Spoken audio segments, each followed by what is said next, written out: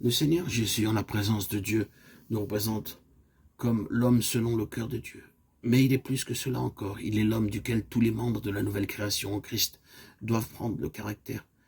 Et toutes ses vertus et ses valeurs d'homme parfait, d'homme devenu parfait, doivent être données à tous ses membres de sorte que son caractère devienne le leur et qu'ils soient eux-mêmes, dans leur propre âme, participants de sa nature. Ces vertus de Christ sont des vertus éprouvées, des vertus triomphantes, et sont désormais des vertus énergiques et non seulement passives. Le Seigneur Jésus, et je dis cela avec un profond respect, n'a pas été placé dans un musée comme modèle, le modèle suprême que nous devons regarder, admirer, mais il y a en lui une puissance et une réalité vivante. Il vit.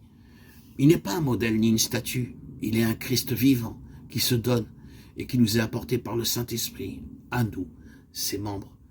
Sa foi n'a pas simplement été finie devenant parfaite et polie comme quelque chose que nous devons contempler comme un beau modèle. C'est une foi par laquelle nous devons vivre. Sa foi, sa patience a le même caractère. Nous sommes appelés à être disciples et participants de la patience de Christ. Bien des passages des Écritures jailliront ici dans notre pensée. Nous ne faisons que les mentionner. Ajoutez à votre foi, et ce sont les vertus de Christ qui nous sont ainsi ajoutées. Nous sommes appelés, dit l'apôtre, à être participants de Christ. Ainsi, sa foi, sa patience, sa consécration, son obéissance, ses souffrances, son amour doivent être tous éprouvés, appris et formés en nous, et sont triomphants, mais non pas comme en dehors de nous, mais en relation avec nous. Nous avons été mis en position des plus précieuses et des plus grandes promesses, afin que par leurs moyens, vous deveniez participants de la nature divine. 2 Pierre 1,4. C'est l'aspect moral de la prière importune. Les vertus et les valeurs morales de Christ sont formées en nous. Lorsque l'importunité représente la demande de patience, parce que Dieu ne répond pas aussitôt, ni demain, ni pendant une semaine, ou un mois, ou une année, que fait-il? Il forme en nous les valeurs morales de son Fils. Une foi parfaite et triomphante, une patience parfaite et triomphante, une consécration parfaite et triomphante, une obéissance qui n'a d'autre fondement que celui qu'il demande. La prière est en vérité une école d'éducation. Ces vertus sont acquises par l'exercice.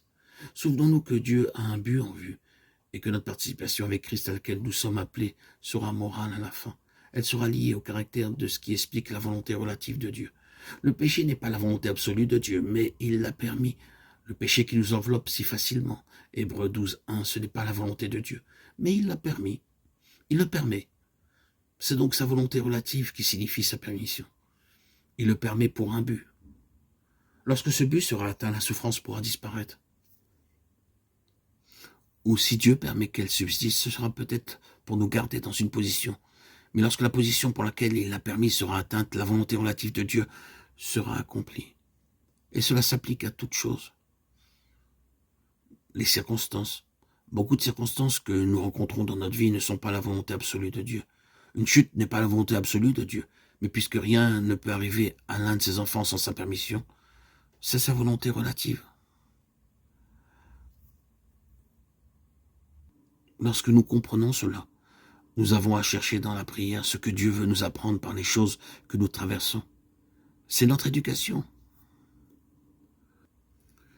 Nous devons arriver à comprendre ce que Dieu veut nous enseigner par cet exercice profond et cette souffrance du cœur que nous traversons pour notre éducation. Nous sommes alors arrivés à un degré plus élevé de vie.